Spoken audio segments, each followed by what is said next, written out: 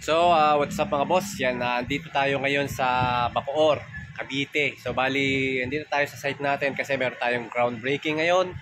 And then, today, na rin mag-i-start yung ating project, no? So, bali, gagawa muna tayo ng barracks dito sa ating site. So, para pag-deploy natin ng mga tao, ayan, start na mobilization natin. Meron na tayong masisilungan, may CR na tayo, matutulugan. Siyempre, kailangan natin munang ayusin yung mga dapat nating ayusin dito sa project. Yung ating building permit, so na-release na. At yung construction natin, so bali, ito yung site natin. So bali ngayon, nagpa-deliver tayo ng mga gagamitin natin para sa barracks. Mga kukulamber natin. Then yung ating mga yero. Then may plywood pa yun sa ilalim. So bali, gagawa muna tayo ng barracks dun sa may part na yun. And then, tsaka yung CR natin. Importante yung CR. Tapos, yan, kita nyo to. Ito yung buong itsura ng ating site. Yan, so as you can see, meron tayo ditong existing na bahay na giniba. So, hindi demolish na. And then, meron pa ditong mga part na natitira. Katulad noon, yung mga tatamaan ng ating mga walls, ng ating mga beams, foundation, columns. Yun yung titibagin natin. And then yun, may existing pa na wall na natira. So, may isang span pa ng wall na natira. Then papakpakin din natin yung part na yan. And then ito, yan, sa may harapan na yan. Tatanggalin natin yan. So bali ang gagawin natin dito is 2-story residential house, no? So bali elevated yung gagawin natin dito. Medyo mataas yung flooring dahil itong part na to, itong lugar na to kasi binabaha. So kaya dapat mataas yung ating floor line dun sa ground floor. So bali sa plano natin, sabi ni boss, parang about 1.2 meters yung itataas natin from kalsada.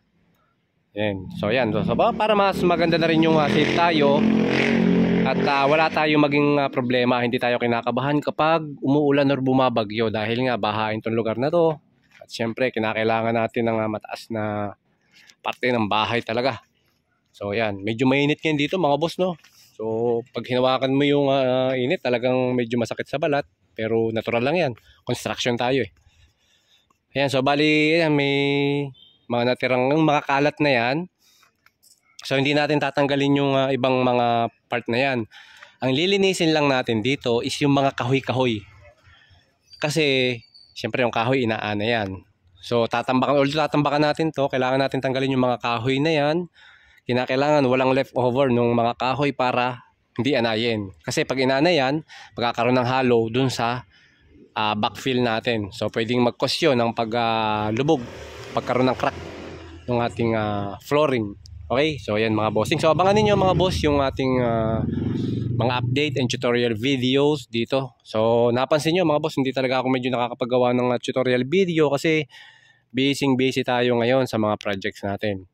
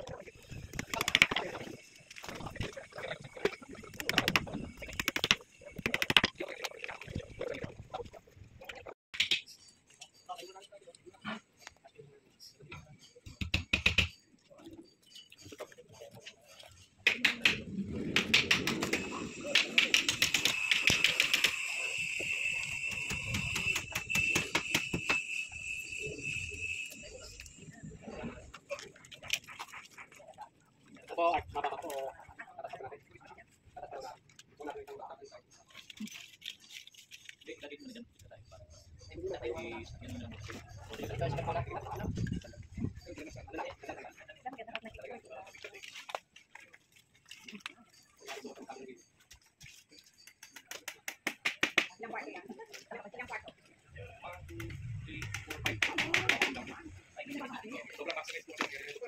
Para po kayo magpapagawa. Design na po yan. Sobrang maximize na space. Walang nasayang.